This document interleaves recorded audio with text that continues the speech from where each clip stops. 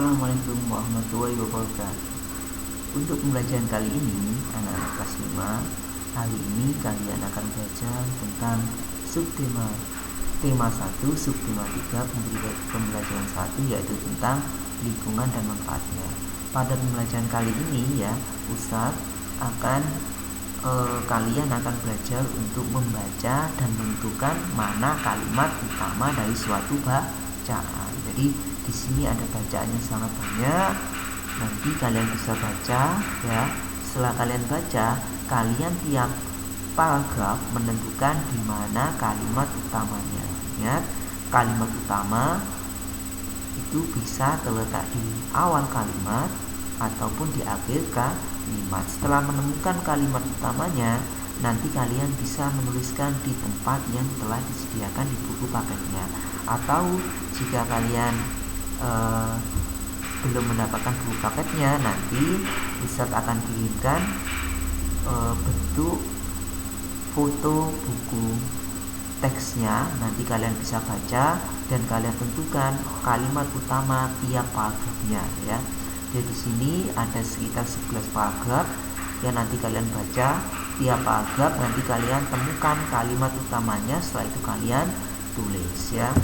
Di sini bacaannya yaitu tentang gerabah di Pulau Madura. Jadi di sini ada bacaannya, nanti kalian tentukan kalimat utama tiap paragraf ya. Jangan lupa nanti kalian temukan semuanya.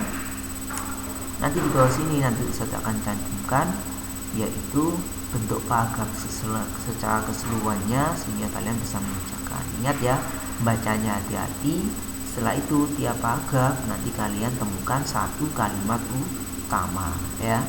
Itu selanjutnya, setelah kalian menemukan kalimat utamanya ya, jadi ini nanti kalian akan membaginya menjadi 3 hal utama yang terkait dengan bacaan tersebut. Yang pertama, tanah liat banyak kegunaannya. Jadi nanti kegunaannya apa saja ya berdasarkan bacaan yang tadi kalian baca. Yang kedua, proses pembuatan gerabah dari tanah liatnya. Jadi proses pembuatannya dengan cara apa? Ya nanti kalian jelaskan di sini. Yang ketiga, macam-macam peralatan dari tanah liat. Jadi tanah liat itu yang sudah dibuat itu dibuat menjadi apa saja? Ya, jadi nanti kalian sebutkan di sini. Jadi ini adalah 3 pokok bahasan yang ada pada teks bacaan yang ada di sini ya. Yang ada di sini ya.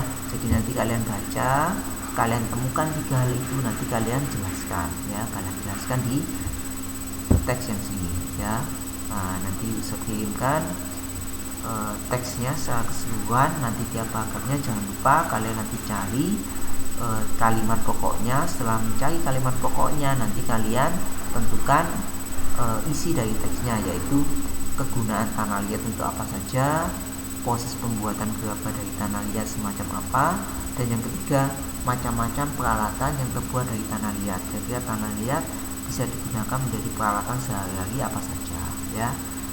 Demikian ya, jangan lupa nanti dibaca perlahan ya. Temukan ide pokok atau kalimat utama tiap paragraf. Setelah itu nanti kalian tulis. Setelah itu kalian jawab 3 pertanyaan ini. Demikian pertemuan pada pagi hari ini. Jangan lupa dikerjakan tugasnya dengan baik. Jangan lupa sholatnya harus dijaga ya. Demikian. Wassalamualaikum warahmatullahi wabarakatuh.